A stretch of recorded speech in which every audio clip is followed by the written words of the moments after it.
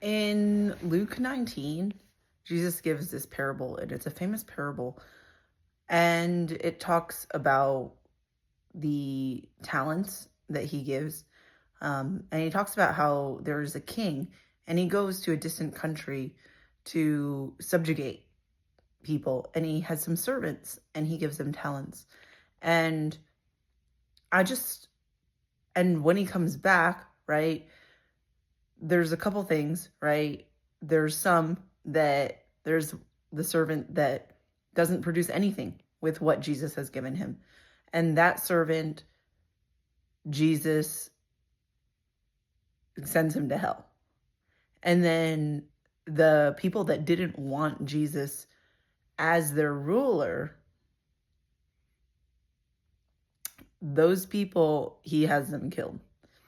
So there's a real reality of Jesus and God being the judge, right? Like, yes, Jesus is love, but Jesus is the judge. Now, here's the great part, right?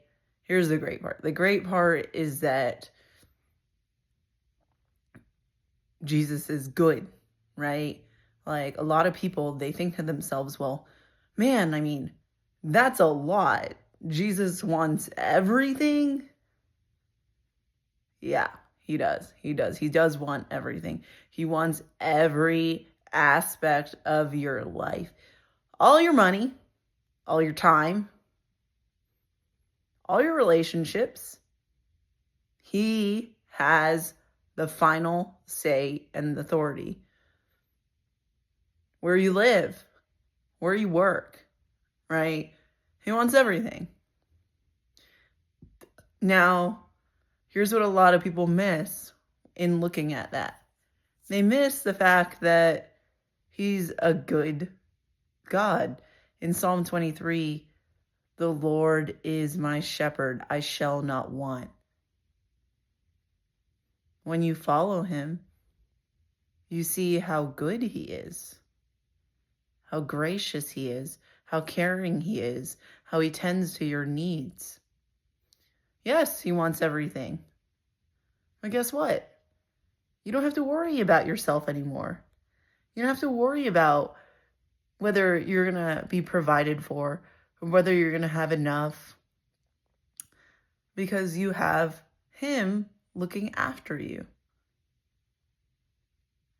Yeah, maybe he'll have you empty out your bank account tomorrow, but he is good, right? Like, at the end of the day, you can hold fast to the fact that he is a good ruler.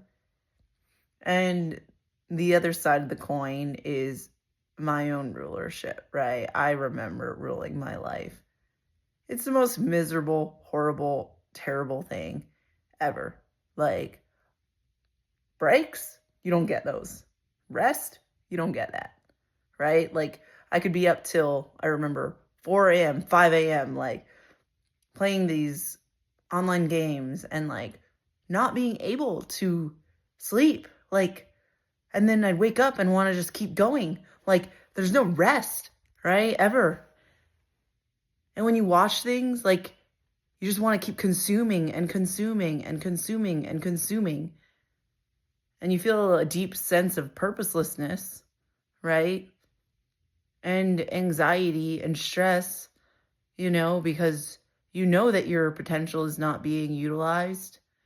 And when you're working, I had a tendency to be a workaholic. Like, there's no rest there either.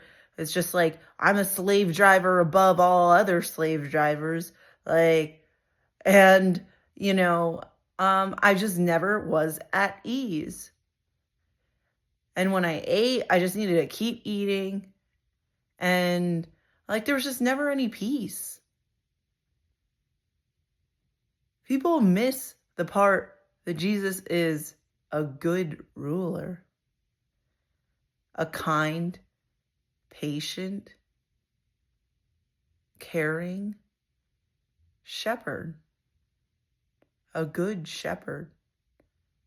Yes, he asks for your life, and You exchange your life, and when you finally see your life the way that for what it is, like, I realized at the end of that road that I was exchanging my death for life. I actually didn't have life.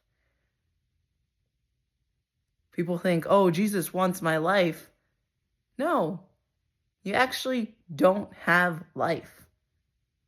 All I had was death, anxiety, stress, isolation, fear, like restlessness, like no peace. I didn't have life.